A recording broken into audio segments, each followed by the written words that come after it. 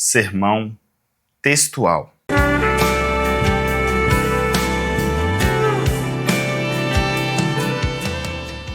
A paz do Senhor, sejam bem-vindos mais uma vez. Hoje nós vamos estar dando início ao sermão textual. Sim, continuamos dentro dos principais tipos de sermão, mas agora nós vamos avançar para o sermão textual, o segundo da lista do nosso livro, amém? Sermão textual, ele é um sermão que tem suas vantagens, tem seus momentos, e na maioria das vezes não é você que escolhe fazer um sermão textual. Acredito que vocês vão entender sobre isso aqui hoje. Vamos ver características, qualidades, alguns pontos que vão ali te favorecer ou, de certo modo, te obrigar a escolher o sermão textual, ok? Porque o sermão textual, na maioria das vezes, ele parte como se não fosse uma escolha sua. É uma escolha sua, obviamente, mas vocês vão entender aqui quando nós vermos o sermão textual na prática, ok? Primeira coisa que eu gostaria de trazer para os irmãos é o que é o sermão textual, ok? Então, o que é o sermão textual? O que o define? O que é? Ok? Então, o que é o sermão textual? Sermão textual é um sermão em que a estrutura das divisões estão no próprio texto. Ou seja, não é você que fica decidindo quais divisões irá utilizar no sermão, porque o próprio texto já te fornece essas divisões. Então, as divisões estão no texto. No texto, ok? Uma outra característica do sermão textual que é muito importante frisar, até mesmo para que você relembre, retome o conhecimento do sermão temático, é que o sermão textual, assim como um temático, é um sermão de poucos versos bíblicos, normalmente de 1 a 3 versos, igualzinho o sermão temático, ok? Então, 1 a 3 versículos aproximadamente. Não que isso é uma regra. A maioria das vezes vai ser apenas um mesmo, tá bom? A maioria das vezes um vai atender. Então, embora ele seja de 1 a 3 versos, porque como nós vamos mencionar algum texto, deixa eu ver se um dos textos que eu pretendo mencionar com você, se ele pegou mais de um verso. Não, todos aqui foi um verso apenas. Mas às vezes você pode dar continuidade ali no texto só para a pessoa se situar melhor. Embora a maioria das vezes é num versículo só que vai estar ali tudo que você vai expor, tá bom? Então essa é uma característica. A principal característica é essa, não esqueça, as divisões estão no próprio texto, tá bom? Qualidades deste tipo de sermão. Então vamos passar aqui, vamos falar aqui de qualidades. Qualidades, ou melhor, vou colocar assim, vantagens, né? Porque a qualidade aqui, ela é no aspecto de vantagem. Qual a vantagem desse tipo de sermão? E eu quero te mostrar aqui duas... Não, vou te mostrar um bocado de vantagens, na verdade. Eu anotei algumas aqui, inclusive, entre outras que eu quero dizer. Então, a primeira vantagem que eu quero te mostrar é o esboço pronto. Na hora que eu te mostrar o exemplo no texto, você vai perceber o seguinte, que o esboço já está pronto. Quando chegarmos no conteúdo da mensagem, nossas aulas futuras, nós vamos ver que grande parte do nosso preparo é com estudo do texto. Uma outra grande parte do nosso tempo gasto é com a estrutura, com a organização. Lembra que nós ficamos na aula de sermão temático organizando um esboço? Pois então, aqui o esboço já vai estar organizado. O esboço já vai estar no próprio texto. E calma que nós vamos chegar no texto já já e tudo isso vai ficar mais claro, tá bom? Uma segunda vantagem é que é de fácil acompanhamento por parte do ouvinte. Ou seja, na hora que você anuncia ali o primeiro tópico, a igreja já tem noção de qual vai ser os seus outros tópicos. Porque o texto falou de 3 coisas, você chegou na primeira. Então, a igreja já está esperando o segundo. A igreja já está esperando o terceiro. Isso gera até mesmo uma noção melhor de pregação por parte do leigo, daquelas pessoas que não sabem como é um sermão. E ali no sermão textual, ela vendo você fazer, ela já começa a identificar ali como é a estrutura de um sermão. E se você tem dificuldade de fazer esboço, Fernando, eu faço uma pregação que eu vou falando, não tem divisão, esse negócio que você está falando de dar nome aos tópicos, eu não consigo fazer, eu não sei fazer essa divisão de primeira divisão, segunda divisão, terceira divisão. Tá aqui o segredo para você. O próprio texto vai fazer isso para você. Você não vai ter que se preocupar, você não vai ter que correr atrás dessas divisões. Elas vão estar ali, bem na sua frente, prontas para você utilizar, tá bom? Então isso é muito bom para você, para o ouvinte, para todo mundo. É lógico que tem detalhes que... Porque senão você vai falar assim, então vou usar sempre o sermão textual. E também não é bem assim, tá bom? Uma outra característica que eu quis colocar aqui, só que eu vou até separar a cor dela, porque senão pode ficar confuso. Vou colocar aqui a terceira. Terceira característica é bom para pouco tempo. Por que isso? Porque o texto, como ele já vai elencar as partes, lembrando, nesse pouco tempo, você não vai estar literalmente fazendo uma pregação, não. Nesse pouco tempo, na verdade, você só vai estar anunciando como se fosse a pregação. E por que eu coloquei essa característica e vou juntar ela com uma outra característica, que é bom para a saudação? E vocês vão me entender, principalmente se você for de alguma igreja que dá saudação, que dá aquelas oportunidades para os irmãos. Se for, você vai me entender melhor, tá bom? Então, eu vou juntar essas duas aqui. Essas duas aqui, eu vou juntar elas para você ter noção. O fato de ser bom para pouco tempo faz ela ser bom para a saudação. Mas já vou te dizer uma verdade. Se a sua igreja é uma igreja que tem saudação, você está fazendo esse curso para se preparar para pregar.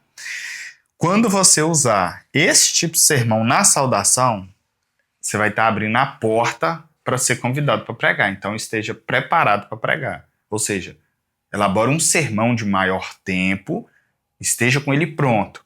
Que possivelmente, quando você fizer isso aqui, a liderança vai te dar a oportunidade de pregar. Porque aqui vai ser uma mini pregação. Então, você vai usar ele em pouco tempo, porém, dentro de uma saudação ali que a igreja te dá a oportunidade. Lembrando que saudação, normalmente, é 5 minutinhos só, tá bom?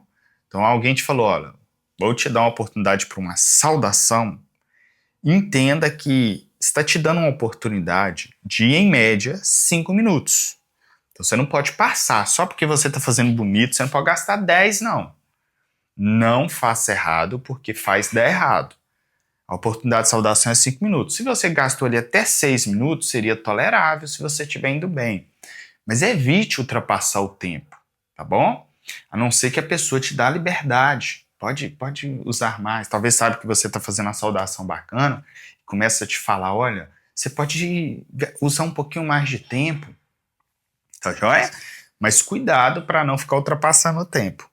E se te disser uma rápida saudação?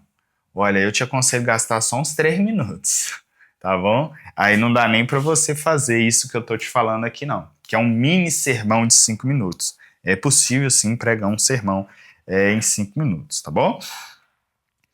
Outra característica, e aqui eu volto dentro da característica normal, que é a todo tempo pronto. E você precisa raciocinar comigo esse a todo tempo pronto. Se você preparou este sermão e você lembra o texto, as divisões não estão no texto? Então você não tem que estar com um esboço necessariamente na mão. Se você lembra o texto que você preparou a mensagem e você lembra da mensagem, você só não está lembrando do esboço. Quando você ir no texto, o esboço já está lá. O esboço está pronto no texto. Logo, quando você chegar no texto, você, entre aspas, estará pré-pronto para pregar ali de improviso, se você já se preparou neste texto, ok? Já falei a questão do próprio texto fornecer divisões, isso acaba sendo uma vantagem, uma qualidade, uma característica também. E agora nós vamos começar aqui agora com exemplos, porque eu acredito que com exemplos é que tudo vai ficar mais fácil. Vou tentar transferir alguns textos aqui para a nossa tela. Ok, consegui colocar aqui na tela o nosso primeiro texto, que se encontra em João 14,6. Eu gosto muito de usar esse texto como ilustração para esse tipo de sermão, pelo fato de fato, facilitar bem a forma de falar, né? Ele é um texto bem direto, bem expressivo, que diz o seguinte, eu só consigo alinhar ele aqui. João 14,6. Respondeu-lhe Jesus: eu sou o caminho e a verdade e a vida. Ninguém vem ao Pai senão por mim. Eu até acabei esquecendo de lembrar uma outra característica do sermão textual, que o texto também te fornece o tema. Então, o texto fornece o tema e as divisões. Só que as divisões é o que nós já vimos, certo? E as divisões. Este texto, por exemplo, está nos fornecendo um tema. Esse tema é quem é Jesus. Respondeu-lhe Jesus: eu sou. O texto está se propondo até aqui a dizer quem Jesus é. Então, se você aqui muda um pouco o assunto, ok? Mas aqui resume o motivo de quem Jesus é. Ou seja, Jesus é tudo isso e sem ele, sem ser por meio dele, ninguém chega ao Pai. Então, aqui poderia ser deixado para a nossa conclusão ou ser usado na nossa introdução essa questão, essa característica, ok? Mas o texto está nos apontando um tema, então nós temos um tema, ok? Tema. Quem é Jesus? Você consegue olhar aqui e ver que existe esse tema, quem é Jesus? Deixa eu apagar as coisas que eu coloquei em cima. Olhe para este texto e veja que existe esse tema, quem é Jesus, ok? Se você consegue ver este tema aqui, nós já estamos caminhando bem. Quem é Jesus? Deixa eu dar um zoom para você que não conseguiu ler o texto. Respondeu-lhe Jesus: eu sou o caminho, a verdade e a vida. Ninguém vem ao Pai senão por mim. É como se ele estivesse falando: vocês estão perguntando quem eu sou?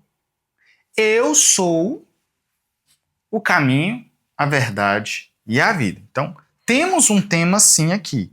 Quem é Jesus é o nosso tema. Agora, vamos olhar o que mais caracteriza o sermão textual, e é por isso que nós estamos usando esse texto. Quais são as divisões fornecidas por este texto, ok? E aqui agora, olha só, quais são as divisões desse tema? Se eu estou fazendo um tema que é uma pergunta, quem é Jesus? É uma forma de nomear um sermão. É uma pergunta. Se o meu sermão foi nomeado ou foi dado um tema que é uma pergunta, as divisões são respostas. Então, qual que é a primeira resposta neste texto? Vamos lá. Se nós estivéssemos no sermão temático e eu perguntasse quem é Jesus, Você iria responder quem é Jesus à luz de todas as escrituras. Tudo que você achasse sobre quem é Jesus, você poderia responder. Porém, você ia achar muitas respostas e iria ter que selecionar os textos.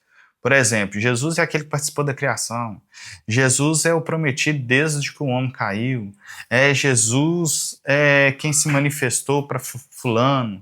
Jesus é quem pregava o evangelho no Novo Testamento. Jesus é quem morreu por nós.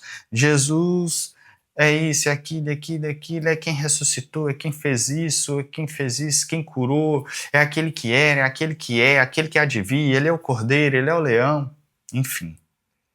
No sermão temático, você ia ter tantas opções nas Sagradas Escrituras inteiras, que você ia ficar até em dúvida do que trabalhar, do que usar. Só que nós estamos no sermão textual.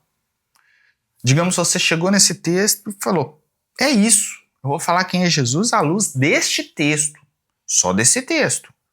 E lembra que é um versículo só e que já nos dá as divisões. Por isso é textual, tá bom? Se eu fosse procurar outros textos nas Escrituras para responder quem é Jesus, seria temático. Mas aqui o próprio texto é que vai me responder, textual, ok? Então, quem é Jesus? A primeira resposta está aqui, caminho, ok? Perceba que você não teve que fazer uma elaboração, uma pesquisa para responder essa pergunta. Então, sua primeira divisão já está aqui. O seu primeiro tópico está pronto. Você não teve que labutar. Você não teve que organizar seu esboço.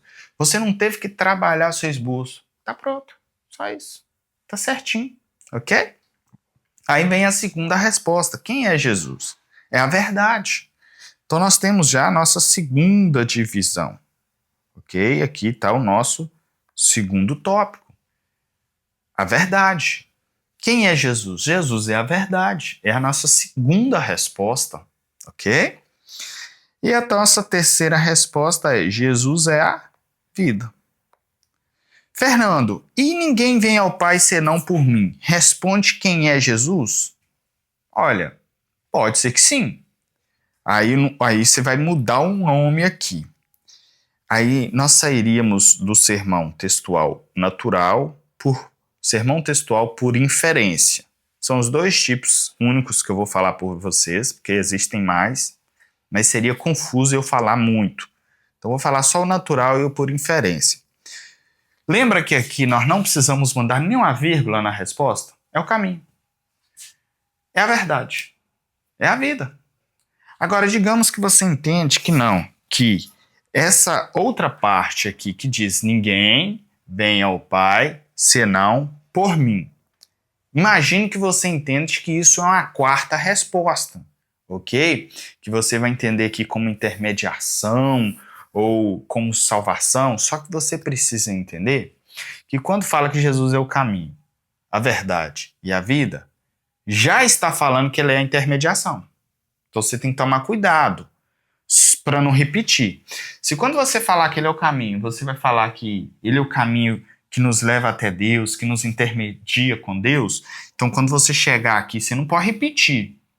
Eu usaria só esses três. Porque quando eu chegar aqui, isso aqui é a conclusão de tudo isso. Por que ninguém vê ao Pai senão por meio de Jesus? Porque ele é o caminho que nos leva até o Pai. Ele é quem nos dá a vida. Ele é essa verdade que nos leva ao Pai. Mas, só a título aqui de conhecimento, digamos que você quisesse trabalhar aqui eu lá ia falar o único caminho, né? Já que só vamos ao Pai por meio dele, ele é o único caminho. Mas aí já está no meu primeiro tópico. Eu não posso repetir tópico. Entenda essa regra. A maioria dos erros dos iniciantes é fazer tópicos iguais, parecidos e se embolar tudo. Porque tudo que você falou aqui, você vai querer falar aqui. Na hora que você for falar aqui, você pensa, mas eu já falei. Aí você se embola, ok? Mas só a título de ilustração, digamos que você quisesse falar que Jesus é um intermediador, ok? Aí você iria mudar o nome.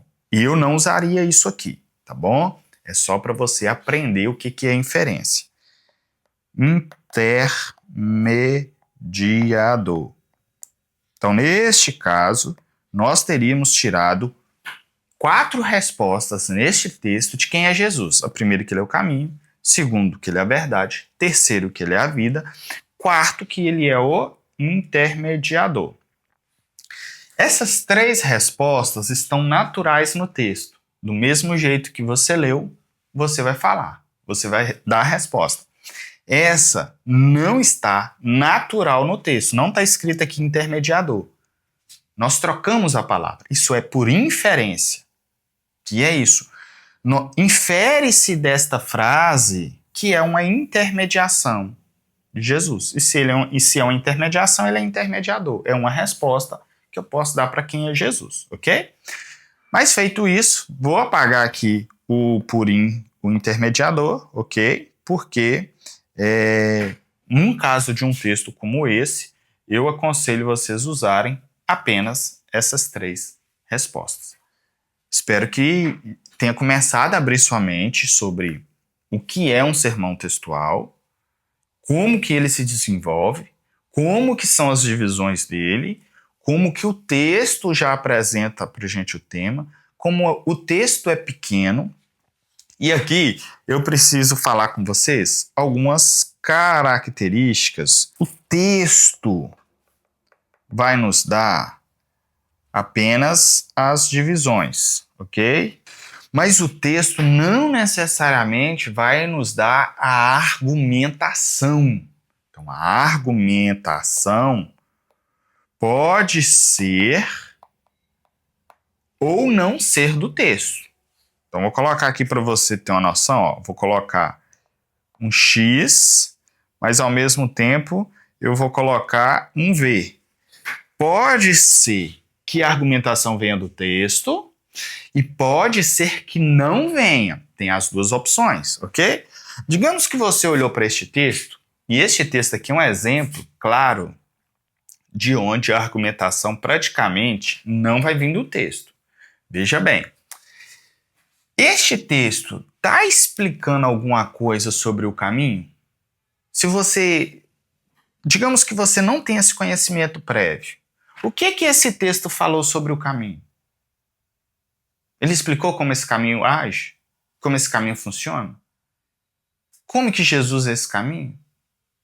Por que Jesus precisa ser esse caminho? Este texto não te explicou nada e só falou que é. Porque quem ouviu precisava ouvir aquela palavra. Mas você vai precisar trazer isso para a igreja, o que é o caminho. Ou por meio de exemplo, ou por meio de outro texto. Talvez vai ter um outro texto. Talvez você vai entrar lá na história do Antigo Testamento, falar dos sacerdotes, falar dessa intermediação. Ou seja, você foi para outros textos. Então, sim, o sermão textual, ele só nos fornece divisões, ok? Então, as divisões é do texto, mas a argumentação pode vir de outro texto, tá bom? Então, vamos lá. A argumentação de outros textos. Não é que tem que ser, mas é que pode, tá bom? Poder é diferente de obrigação, não é obrigatório. Pode ser que o contexto anterior deste texto te forneça argumentação. Se te forneceu, você não precisa ir para outros textos, mas você precisa entender que você tem essa liberdade de sim poder ir para outros textos, ok? Digamos que tem um outro texto que vai te explicar melhor sobre o caminho, que vai ilustrar melhor, que vai trazer clareza. Então, primeiro você anuncia. Quem é Jesus? Primeira resposta de quem é Jesus que este texto nos apresenta é: Jesus é o caminho. Então, meu primeiro tópico é: Jesus é o caminho. Porém, o meu texto de referência do tópico é aqui, mas o meu texto de explicação não precisa ser aqui. Posso encontrar um outro texto que vai deixar bem claro que Jesus é o caminho. E assim vai funcionar com a verdade, com a vida. E lembra que eu falei sobre essa questão? O texto já deu o tema. E esse final nos dá aqui uma conclusão muito boa, ok? Eu deixaria para conclusão esta frase: ninguém vem ao Pai senão por mim. Você não é obrigado a usar o texto inteiro, não quer dizer que você tenha que voltar nessa frase. Estou dizendo que eu voltaria. Não é uma questão aí de obrigação. é uma questão que eu farei, ok? Irmãos, nessa noite, ou nessa manhã, nessa madrugada, nessa vigília, nesse encontro de oração, nesse encontro com Deus, nesse momento de meditação, nesse evento, é onde você estiver. Eu sempre faço assim uma menção para você sintonizar como seria a sua fala. Amada igreja, nesta noite nós vimos 3 verdades sobre quem é Jesus. Ou, nessa noite nós vimos quem é Jesus à luz do texto de João 14,6. Nós vimos que Jesus é o caminho, nós vimos que Jesus é a verdade, que Jesus é a vida. Amados, e o texto conclui dizendo que ninguém vem ao Pai senão por meio de Cristo. Sem o caminho, nós não vamos a lugar nenhum. Sem a verdade, nós vamos andar na escuridão e não vamos alcançar essa caminhada, este destino. Sem a vida, estamos mortos, não temos vida e por nós mesmos nós não alcançamos vida. Nós só temos vida porque ela nos foi concedida por meio de Cristo Jesus. Jesus é tudo em nossas vidas, é tudo o que precisamos e sem Jesus nada somos e nada seremos. Aí vamos supor que você vai fazer um apelo e ali tem pessoas não cristãos. Seria um excelente para você fazer apelo, ok? Ou para trazer as pessoas a ter mais intimidade com Deus, você falar dessa necessidade das pessoas estarem andando mais no caminho, tendo mais acesso e sendo mais influenciado pela verdade e tendo ainda mais vida com Deus, mais vida com Cristo, tá bom? Eu vou pegar um outro texto aqui agora para que fique mais claro também porque vendo um único texto, às vezes nossos olhos não abrem tanto assim, né? Então eu vou pegar um outro texto. Ok, estamos aqui com um outro texto, só vou ajustar ele agora. Amém. Estamos com um outro texto muito comum de sermos usados nesse tipo de sermão, porque ele facilita aqui bastante o nosso entendimento também. Então veja bem, deixa eu colocar ele mais para lá, que é onde vocês estão vendo melhor. Esdras, capítulo 7, verso 10. Porque Esdras tinha preparado o seu coração, algumas versões vão falar disposto em seu coração, para buscar e cumprir a lei do Senhor e para ensinar em Israel os seus estatutos e as suas ordenanças. Irmãos, que maravilha! Você conseguiu ver as divisões aí? Pausa o vídeo e dá uma olhada ali. Vou aumentar para você conseguir ler melhor, se caso estiver tendo dificuldade de ler. Pausa e lê e encontre você mesmo as divisões, ok?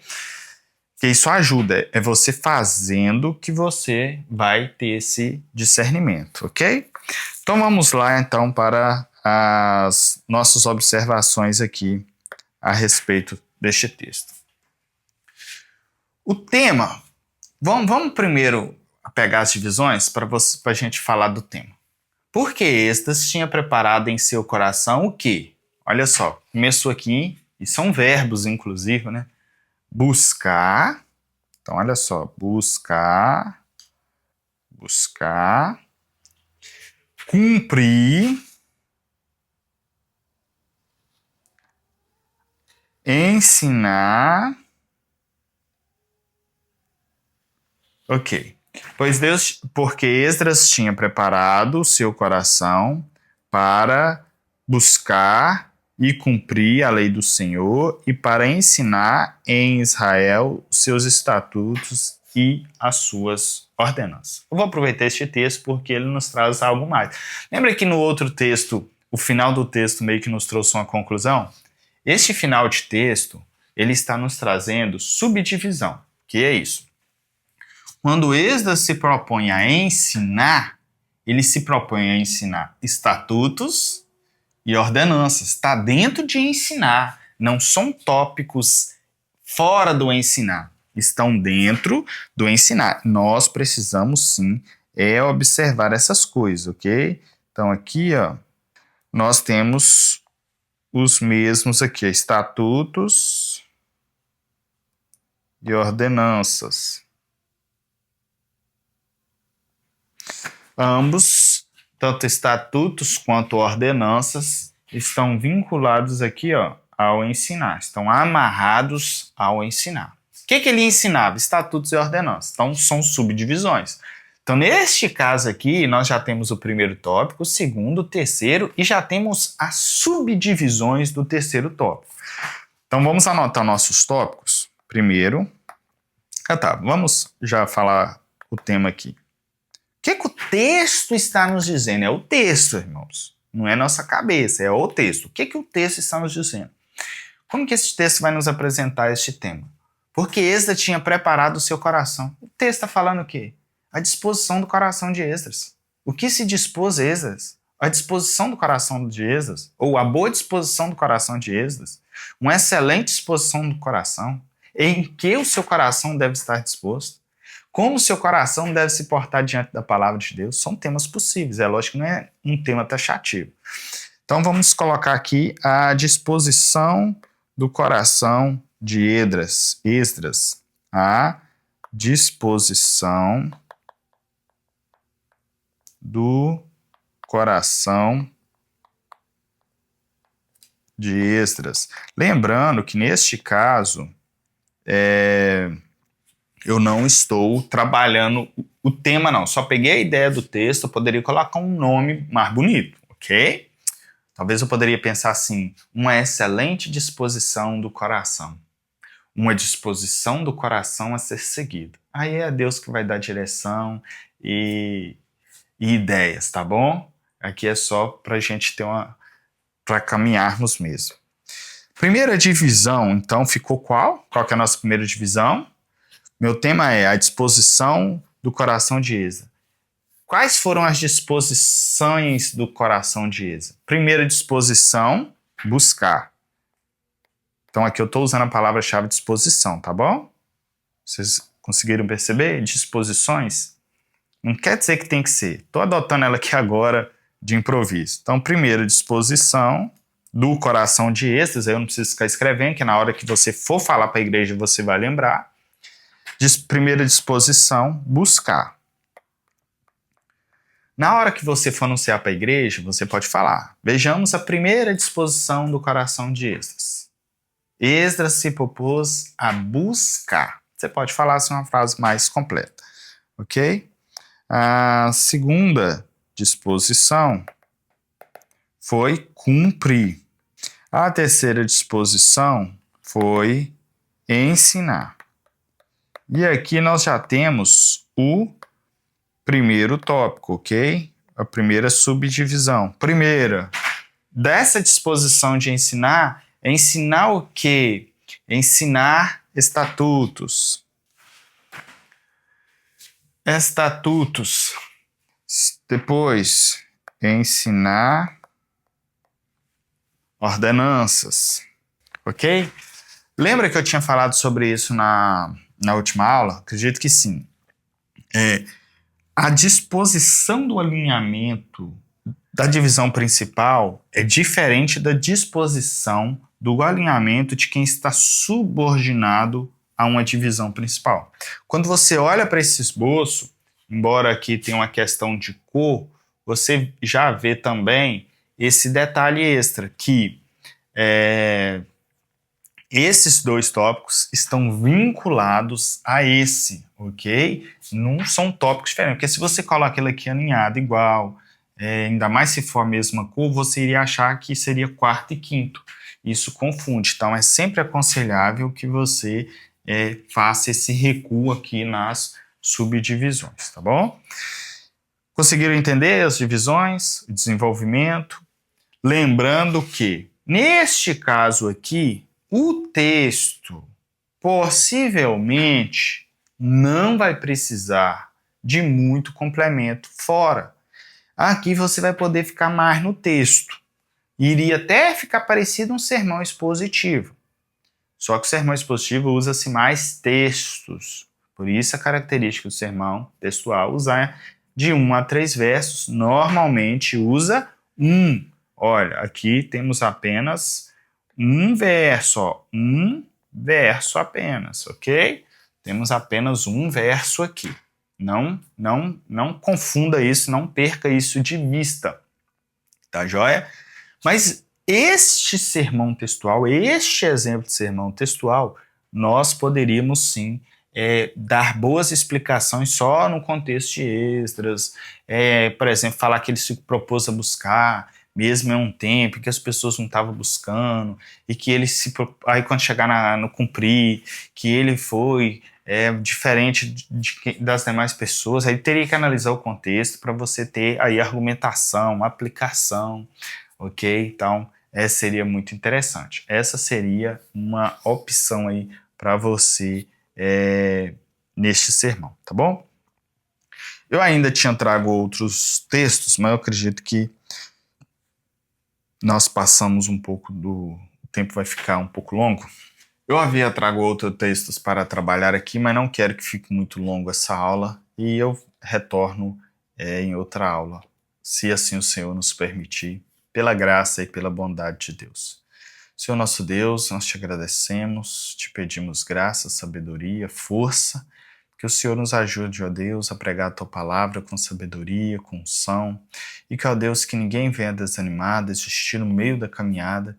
Se conosco, ó Pai, eu que te peço em nome de Jesus. Amém.